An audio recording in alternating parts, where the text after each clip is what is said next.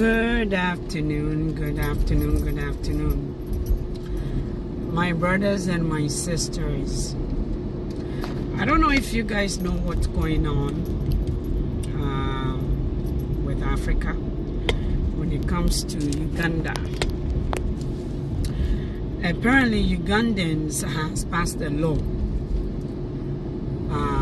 that anyone who is caught being a homosexual or whatever, the LGBTQ is basically not accepted in Uganda, and they have passed a law.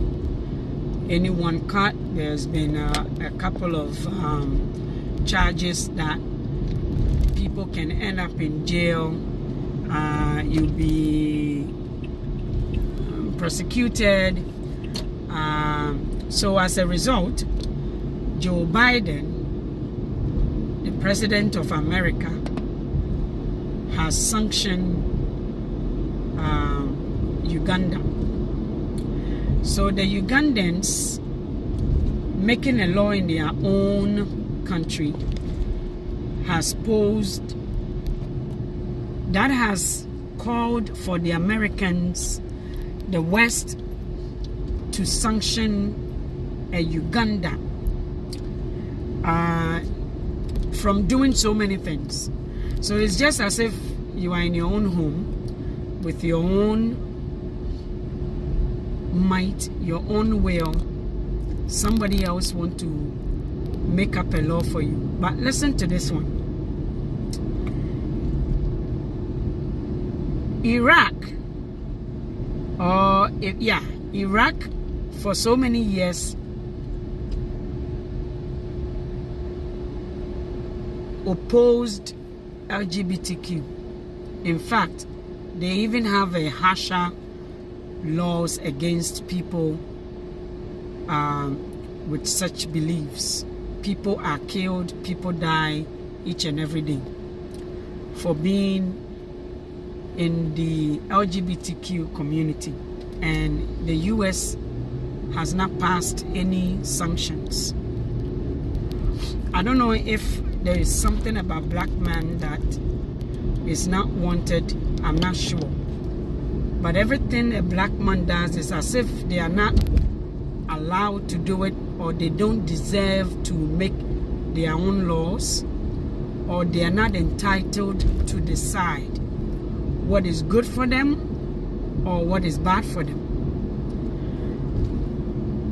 In Iraq, even people who exposes themselves, a gentleman was sent to jail, received over 100 lashes for posing at the beach, and yet America did not do anything about it.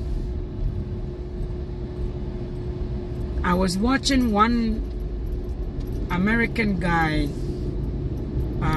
doing a video about this, and he was requesting that maybe Africa should start talking about the things these white people go to their country to do. And then I laughed. I laughed because this will not happen in Ghana. For a Ghanaian to talk about what the slave master comes to do, or the advantage, or the oppressed, or discriminate, like what? To talk about it, this Ghanaians will not allow Africans to be free. For this one alone, Ghanaians, I don't know if Americans know what is going on with our Ghanaian community in Ghana. An ambulance was found. Ghanaians would actually cover up for their politicians. A few Ghanaians would allow such treatment from leaders, and they will cover up for them. So I don't think, count Ghanaians out, my brother. Count Ghanaians out of that movement. As we speak, there have been so many mismanagement, tea-free, so many reports, so many documentaries, so many found Ghanaian politicians to be very deadly. But yet the country is divided right now because some of us are saying no and some of them are defending the government. And who is operating within the government? The West rules. An ambulance was found in Dubai. Just a recent development. An ambulance, Ghanaian property, was found in Dubai. A property that was donated by World Bank, which was supposed to help Ghanaians during the COVID time. A Ghanaian citizen found the ambulance posted for sale by a car dealership. So the guy went ahead, the Ghanaian citizen living in Dubai, went ahead and being a citizen, being the true Ghanaian he is, took videos and took pictures and even asked the dealer how much the car was being sold for. They gave him the price. So this video went viral. Ghana government actually acknowledged the fact that the ambulance was not for sale, although it was posted with evidence. So it looked as if a government appointee, just as we've always found, government appointees shared those ambulances amongst themselves, and one of them ended up at this dealership. And as you all know, before a dealer can post a car, they must have bought it and then resell it as it is. As we speak right now, Ghanaian journalists are covering up for our politicians. So the brother who made a comment that maybe Africans should start talking about what these white folks are doing in Africa, speak up, so just to show them that it's not accepted and it's not wanted. Count Ghana out.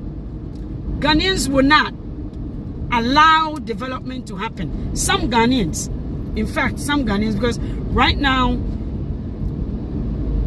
there is a fight between a party and Ghanaians. It's not political fight too, my brother. So I just thought about, you know what? A black is always a black. No matter how much we fight ourselves, the law goes against you, us. Ugandans cannot make their own laws in their country. Not to say that an LGBTQ does not have the right to, oh please. Not to say that an LGBTQ does not have the right to live as they wish, but this is to say that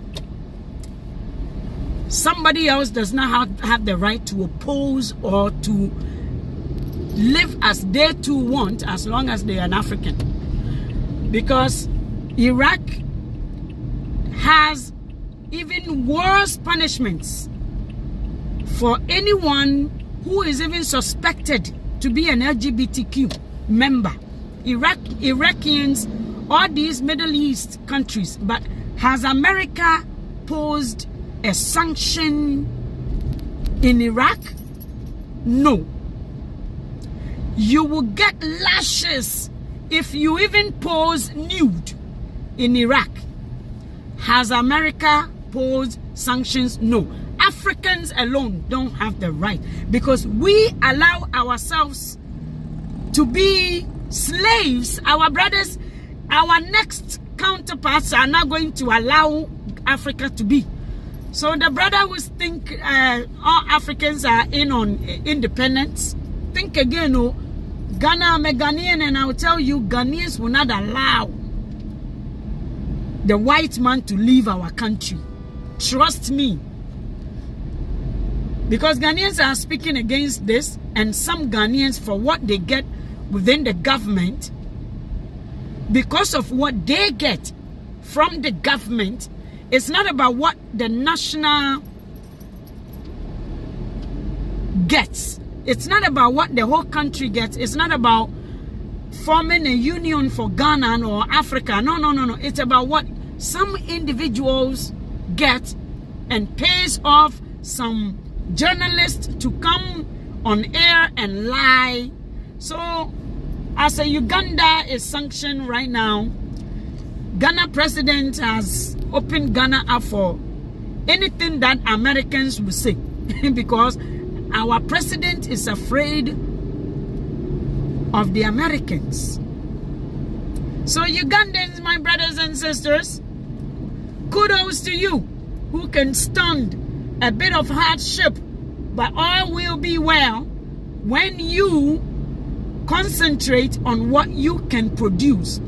For how many years Zimbabweans has been sanctioned by the Americans, and they are living. In Zimbabwe right now, America don't do no business, and they will incite the rest of the world to close their arms on you as well. This is the bullies of America. They bully everybody. They want everybody to do what they say, but they cannot. Go to Iraq and the Iranians and go and tell them, hey, accept LGBTQ, accept this. We the Americans, we want you to accept it. It's not gonna happen. It's not gonna happen. Go to China and go do the same thing. It's not gonna happen. They are independent. So my brothers and sisters, Africa, as we see, has a long way to go. Africa has a long way to go. And as long as we give in to these people who wants us to remain poor, we're always going to remain poor. And for the Ugandans to be able to do this, that means all Ugandans agree, the majority agreed to this law, which is what has been passed. If you cut, this is their culture, I respect that.